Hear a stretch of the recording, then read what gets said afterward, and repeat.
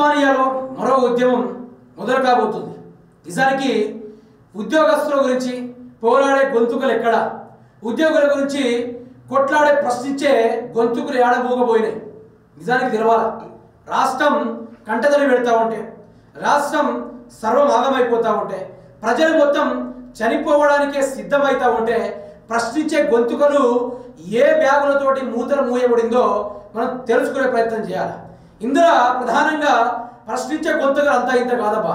ప్రపంచంలోనే ఎవరు ప్రశ్నించిన విధంగా తిండి తినకుండా మరి ప్రశ్నించిన నాయకులు, ఉద్యమకారులు ఇప్పుడు ఏడున్నారో ఒక్కసారి చూసుకునే ప్రయత్నం చేయాలి.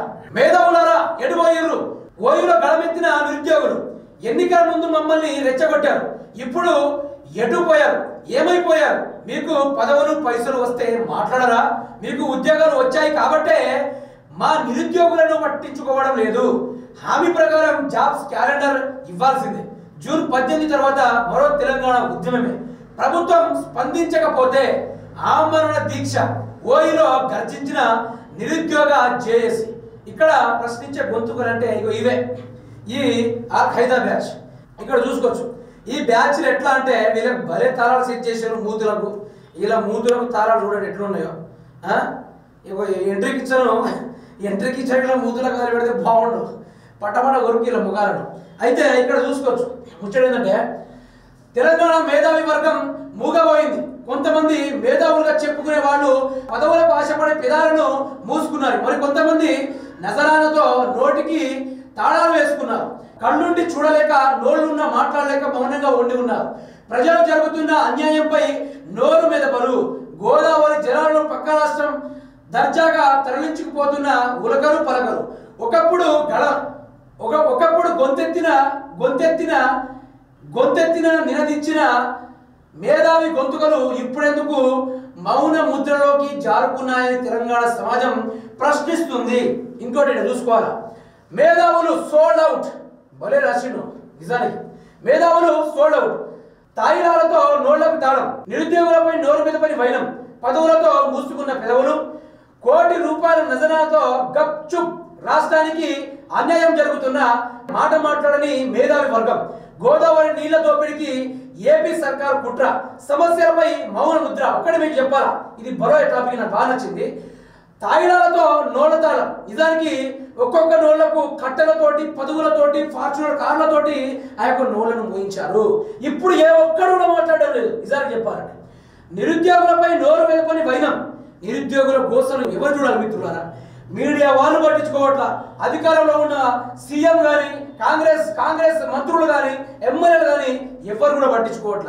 బల్మూరి వెంకట్ కావచ్చు, ఈ మురళి కావచ్చు, కోదండ రామ్ కావచ్చు, వీళ్ళు ఒక్కొక్కరు ఉలికిపడి ఎగిరిపడి ప్రాణాలు విడిచి కేసీఆర్ ప్రభుత్వం దిగాల, మా బతుకులు బాగుపడాలంటే మేము కాంగ్రెస్ పార్టీ అధికారులు రావాలనుకుంటే కాళ్ళు మొక్కి కాళ్ళ నాలుకతో తుడిచి ఇప్పుడు పదవులు తీసుకొని నోళ్లు మూసుకొని కూర్చున్న ఇవే ఈ యొక్క ముఖాల ప్రశ్నకి గొంతుకటకి.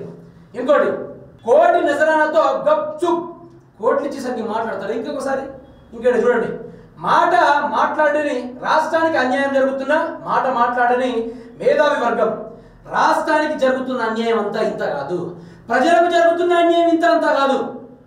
ఎవరు నోరు మెదపట్ల, ఎవరు మాట్లాడట్ల. అది కదా సమస్య. గోదావరి నీళ్ల దోపిడికి ఏపీ సర్కార్ కుట్ర, సమస్యలపై మౌన ముద్ర. ఇప్పుడు గోదావరి నీళ్లు ఏపీ జలదోపిడీ చేస్తా ఉంటే కొందరు గేయకులు ఉన్నారు. ఇప్పుడు తలాపున పారుతున్న గోదావరిని ఆ రోజుల్లో పాడిన పాటల ఈ రోజు కళాకారుల డబ్బులకు, కోట్లకు, మూటలకు మూతులు మూసుకొని తాళాలు వేసుకుని కూర్చొని ఇవ్వాలము. ఏపీ జలదోపిడీ గురించి ఎవరు మాట్లాడంలా? ముఖ్యమంత్రి రేవంత్ రెడ్డి మాట్లాడంలా, ఆ మంత్రివర్గం మాట్లాడంలా. అదేవిధంగా ఈరోజు ప్రశ్నించే గొంతుకు కూడా మాట్లాడడం లేదు. సరే, మీకు పదవులు కావాలా, మీ కుటుంబాలు కూడా ఎన్ని రోజులు ఎట్లనే ఉండాలా అని మీకు పదవులు కూడా ఇచ్చారు. అని పదవులు ఇచ్చినా కూడా మాట్లాడాలి కదా, గళమెత్తాలి కదా, గొంతెత్తాలి కదా, సమస్యలపైన పోరాడాలి కదా. అవేం లేకుండా కోట్లతోటి నోట్లతోటి బంద్ చేసారు. ఒక్కసారి ఇది మేధావులు, వాళ్ళకు ముట్టిన పదవులు పైసలు. కోదండరామ్ రెడ్డి ఎమ్మెల్సీ పదవితోటి నోరు మూసుకున్నాడు. ఎక్కడ ఇంటర్వ్యూ పిలిచినా కూడా రావట్లా, ఏ మీడియా మిత్రులు పిలిచినా కూడా బయటికి రావట్లా.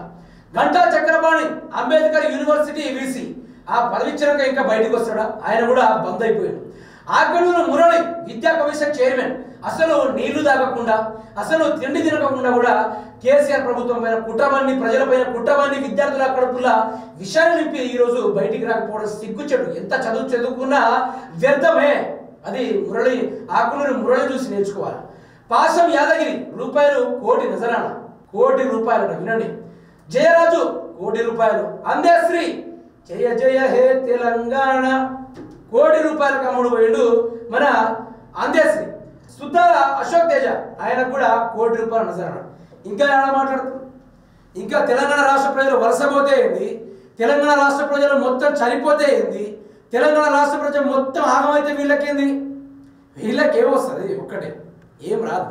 అందుకనే వీళ్ళు బ్రహ్మాండంగా వాళ్ళ యొక్క శైలిలో వీళ్ళు ముందుకు వెళ్తా ఉన్నారు. ఇది మనకు అవపడుతున్న తీరు.